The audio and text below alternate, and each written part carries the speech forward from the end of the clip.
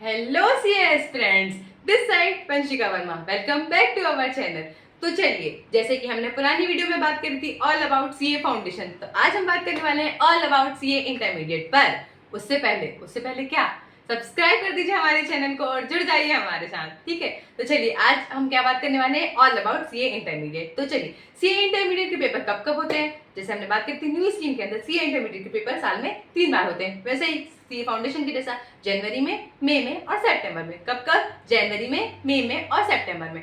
तो चलिए, ये बात हुई कि सीए इंटरमीडिएट के एग्जाम कब कब होते हैं, 3 बार होते हैं साल में, ठीक है। उसके बाद हम बात करते हैं कि सीए इंटरमीडिएट में कितने पेपर होते हैं। सीए इंटरमीडिएट में होते हैं अब 6 पेपर। पहले ओल्ड कोर्स में हुआ करते थे 8 पेपर, पर आपको न्यू स्कीम में अब होने लगे सिर्फ कितने, 6 पेपर। कौन कौन से, देखो, अकाउंट्स, एडवांस अकाउंट्स होता है, लॉ होता है, डायरेक्ट टैक्सेशन और इनडायरेक्ट टैक्सेशन, मतलब टैक्सेशन होता है उसमें, डायरेक्ट टैक्सेशन और इनडायरेक्ट टैक्सेशन दोनों होते हैं। उसके बाद होता है कॉस्टिंग, उसके बाद होता है ऑडिटिंग, उसके बाद होता है एफएम और एसएम, फाइनेंशियल मैनेजमेंट और स्ट्रेटेजिक मैनेजमेंट। अब देखो, 6 पेपर है इंटरमीडिएट में। इन 6 पेपर को 2 ग्रुप के अंदर डिवाइड कर दिया है। मतलब पहला ग्रुप है जिसमें 3 पेपर है। कौन कौन से, एडवांस अकाउंट्स, लॉ और टैक्स। और दूसरा ग्रुप है जिसके अंदर भी 3 पेपर है। कौन कौन से, कॉस्ट, ऑडिटिंग और एफएमएस है। मतलब 2 ग्रुप के अंदर डिवाइड कर दिया है। आप चाहें इंटरमीडिएट में तो एक एक ग्रुप करके भी दे सकते हैं। मतलब पहले आपने इस अटेम्प्ट में एक ग्रुप दे दिया, दूसरे अटेम्प्ट में दूसरा ग्रुप दे दिया, और आप चाहें तो दोनों ग्रुप साथ में भी दे सकते हैं। वो आपके ऊपर डिपेंड करता है कि आप दोनों ग्रुप साथ में देना चाहते हैं या अलग अलग देना चाहते हैं। अब हम बात करते हैं इनके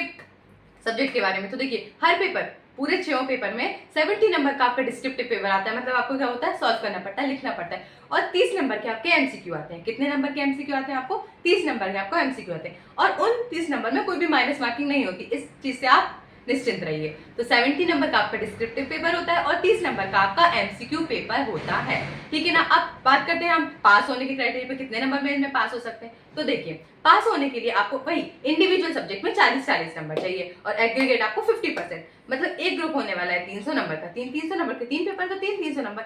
हर पेपर में आपको 40-40 नंबर चाहिए, पर एग्रीगेट आपको 300 में से 150 नंबर चाहिए। एक ग्रुप को पास करने के लिए 150, दूसरे ग्रुप को पास करने के लिए 150, टोटल मिला के 600 में से आपको 300 नंबर चाहिए। तो वही इनडायरेक्टली आपको 50-50 नंबर चाहिए। तो आपको हर पेपर में अच्छे से मेहनत करके चलनी है। मतलब ये सोचकर नहीं चलना है कि एक पेपर में 60 ला के दूसरे में 40 लाऊं, नहीं, क्योंकि आपको वही नहीं पता है कि कौन सा पेपर किस अटेम्प्ट में टफ आने वाला है। इसलिए आपको सब पेपर में अच्छे से मेहनत करनी है। तो ठीक है, आपको पास करने के लिए इंडिविजुअल सब्जेक्ट में चाहिए 40 नंबर, पर आपको टोटल एग्रीगेट चाहिए 50%। मतलब कि 300 में से 150 चाहिए एक ग्रुप को पास करने के लिए। पर यदि आप बोथ ग्रुप देते हैं, क्या, यदि आप बोथ ग्रुप देते हैं तो आपको एक फायदा होता है। मैं क्या फायदा, हाँ, आपको एक फायदा होता है। जैसे देखिए, आपके एक ग्रुप, आपने एक ग्रुप दिया, आप हर सब्जेक्ट में पास हो गए। मतलब आपके हर सब्जेक्ट में तीनों पेपर में 40-40 नंबर आ गए, पर आपका टोटल हो गया है 140। मतलब 150 होना चाहिए था 300 में से, आपका टोटल हुआ है, एग्रीगेट हुआ 140। 10 नंबर तो कम हो गया, मतलब हम फर्स्ट ग्रुप में तो फेल हो गए। यदि हम एक ग्रुप यहाँ बस दिए होते तो हमारा फर्स्ट ग्रुप फेल हो जाता, मतलब हम पास नहीं हो पाते।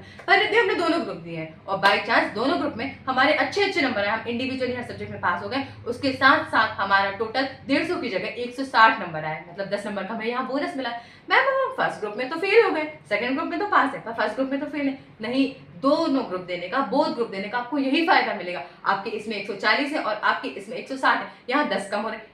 हम कब की बात कर रहे हैं, जब इंडिविजुअल सब्जेक्ट में हर में पास हो, हम एग्रीगेट की बात कर रहे हैं। सिर्फ आपके फर्स्ट ग्रुप में 140 हो और सेकंड ग्रुप में 160 हो, इधर 10 ज्यादा है, इधर 10 कम है। इन दोनों को मिला के क्या 300 हो रहे हैं आपको 600 में से, हाँ, तो इन दोनों को मिला के आपको 300 हो रहे हैं, तो आईटीआई आपको पास कर देगा। जी हाँ, यदि आप एक ग्रुप दे रहे होते तो 140 के कारण आप फेल हो जाते, पर आप जो कि दोनों ग्रुप दे रहे हैं, आपके 160 आए, एक दूसरे वाले ग्रुप में 10 के ज्यादा बोनस है आपका और एक में 10 की कमी पड़ रही है, तो वो दोनों को मिला के आपको एग्रीगेट पूरा करके 300 नंबर, 600 में से 300 नंबर देके आपको आईटीआई पास कर देगी। तो यही फायदा होता है आपका बोथ ग्रुप देने का। तो वो डिपेंड करता है आपके ऊपर कि आपको सिंगल ग्रुप देना है, बोथ ग्रुप देना है, वो आपके ऊपर। क्योंकि देखो 6 पेपर है, देखो बच्चे की कैपेसिटी होती है कि यदि कोई बच्चे 6 के 6 नहीं पढ़ पा रहे एक साथ में, किसी को 3-3 करके देना है, वो आपके ऊपर डिपेंड करता है। मैं ये नहीं कह रही हूँ कि आपको बोथ ग्रुप ही देना है, वो आपके ऊपर डिपेंड करता है, आप कैसे डिसाइड करते हैं, ठीक है ना।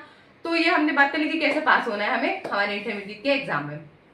ये बात कर ली कब कब होना है, ये बात कर ली कौन कौन से पेपर होते हैं, ये भी बात कर ली कि हम कौन कौन से पेपर में कितना सब्जेक्टिव होता है, कितना ऑब्जेक्टिव होता है। फिर हमने ये भी बात कर ली कि पास कैसे करना है। फिर हम ये बात करते हैं कि हमारे कितने टाइम्स होते हैं भाई। तो ये हमारे सारे पेपर ऑब्जेक्टिव और डिस्क्रिप्टिव दोनों होते हैं। तो इनमें वही बात होती है कि 3 घंटे का पेपर होता है, 2 बजे से लेकर 5 बजे तक, और वही 15 मिनट का आपको रीडिंग टाइम दिया जाता है। मतलब 145 पे आपको एग्जाम पेपर, क्वेश्चन पेपर दे दिया जाता है रीड करने के लिए।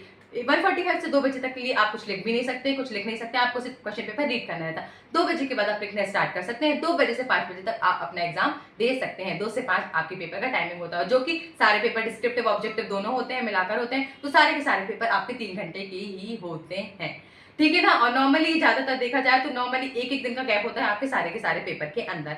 हो सकता है कि आपका फर्स्ट ग्रुप खत्म हो और सेकंड ग्रुप चालू, उसके बीच में 2 दिन का गैप हो, या फिर ऐसा भी हो सकता है कि कुछ फेस्टिवल पड़ जाए, कुछ भी ऑकेशन पड़ जाए, तो आपका एक से ज्यादा दिन का गैप भी हो जाता है। बट नॉर्मली कहें तो 1 दिन का गैप आपके हर एक एग्जाम के बीच में होता है।